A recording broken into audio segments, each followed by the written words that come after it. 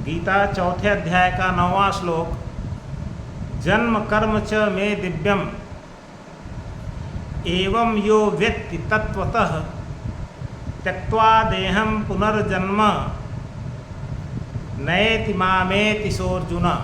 भगवान श्री कृष्ण कहते हैं, हे अर्जुन, जन्म कर्म च मे दिव्यम,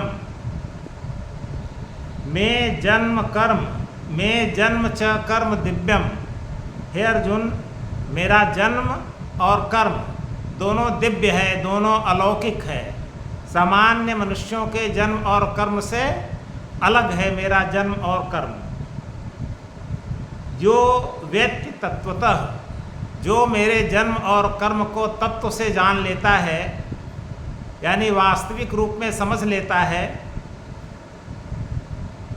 त्यक्त्वा देहं पुनर्जन्म, वह मनुष्य त्यक्त्वा देहं त्यक्त्वा, शरीर का त्याग कर, पुनर्जन्म नयति, पुनर्जन्म प्राप्त नहीं करता है, यानी मृत्यु के पश्चात उसका पुनर्जन्म नहीं होता है।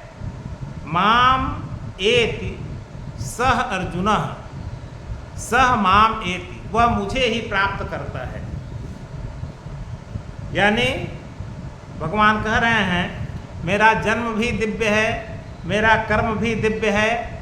जो मेरे जन्म और कर्म को तत्व से जान लेता है, वह मनुष्य जब इस संसार से शरीर त्याग करता है, तो शरीर त्याग करने के पश्चात, यानी देहावसान के पश्चात, उसका फिर पुनर्जन्म नहीं होता है और वह मुझे प्राप्त कर लेता है, मुझ भगवान को प्राप्त कर लेता है।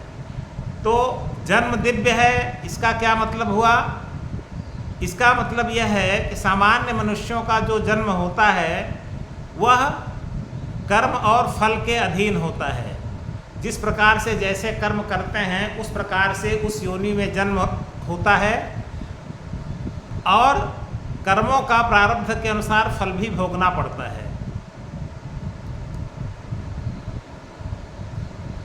लेकिन मेरा जन्म मतलब भगवान का जन्म कर्मों के अधीन नहीं होता है। भगवान का वास्तव में जन्म नहीं होता है, बल्कि उनका अवतार होता है, उनका प्राकट्य होता है, और वह किसी कर्म के अधीन, कर्म और फल के अधीन नहीं होता है। वह उनकी इच्छा के अनुसार होता है। जब वो देखते हैं कि संसार में अब हमारी आवश्यकता है, अब अत्याचार, अनाचार, दुराचार, अधर्म बहुत ज़्यादा व्याप्त हो गया है और धर्म बहुत कमज़ोर पड़ रहा है, तो धर्म की स्थापना के लिए भगवान का अवतरण होता है। यदा यदा हि धर्मस्य ग्लानिर्भवति भारत अभ्युत्थानम अधर्मस्य तदात्मानं सृजाम्यहं परित्राणाय साधूनां विनाशाय च दुष्कृतां धर्म संस्थापनार्थाय संभवामि युगे युगे। ये दोनों श्लोक पहले आ चुके हैं 7वें और 8वें श्लोक में।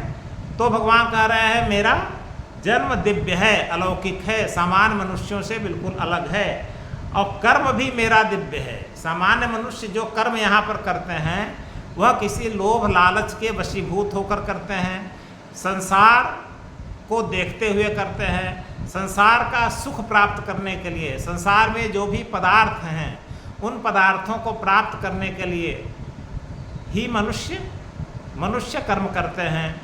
यानी कर्म में उनकी आसक्ति रहती है, मनुष्यों की फल प्राप्ति की आसक्ति रहती है। लेकिन मेरा जन्म किसी कर्म के अधीन नहीं होता है, और मेरा जो कर्म होता है वह किसी फल की आकांक्षा से नहीं होता है, बल्कि मेरा अवतार ही सज्जनों की रक्षा के लिए और दुर्जनों के विनाश के लिए होता है। तो जो मेरा कर्म होता है वह लोकोपकार से प्रेरित होता है, वह जनता के लिए होता है, लोगों के लिए होता है। फल से प्रेरित होकर कोई मैं कर्म नहीं करता हूँ। अब जो मनुष्य फल से प्रेरित होकर कर्म करते हैं और अंत में वे मुझे प्राप्त करने के लिए निष्काम भाव से अंत में कर्म करने लगते हैं, धीरे धीरे क्रमशः, तो अंतिम स्थिति तो हमारी ही स्थिति है, निष्कामता वाली स्थिति। अब हमारे जन्म और कर्म इन दोनों को जो तत्व से जान लेता है, यानी जो इसे मान लेता है, अपनी बुद्धि से इसे मान लेता है, भगवान को पहचान लेता है, भगवान की बातों को स्वीकार कर लेता है, तो वह अपने शरीर का त्याग करने के पश्चात उसका पुनर्जन्म नहीं होता है और वह मुझे ही प्राप्त कर लेता है। यानी वो भगवान का हो गया, भगवान के पास ही पहुंच गया, तो उसका पुनर्जन्म होने का कोई प्रश्न ही नहीं उठता है। इसका मतलब कि वो पूर्णतया निष्काम कर्मयोगी हो जाता है। जो भगवान के जन्म कर्म को दिव्य रूप में जान लेता है, वास्तव में वो निष्काम कर्मयोगी होता है, ज्ञान योगी होता है, भक्ति योगी होता है। संसार से उतना ही लेता है जितने से उसका निर्वाह होता रहता है। बाकी वो कोई भी कार्य संसार के लिए करता है और उसका जो लक्ष्य होता है वो भगवान को प्राप्त करने का होता है। तो यह रहा श्लोक संख्या 9।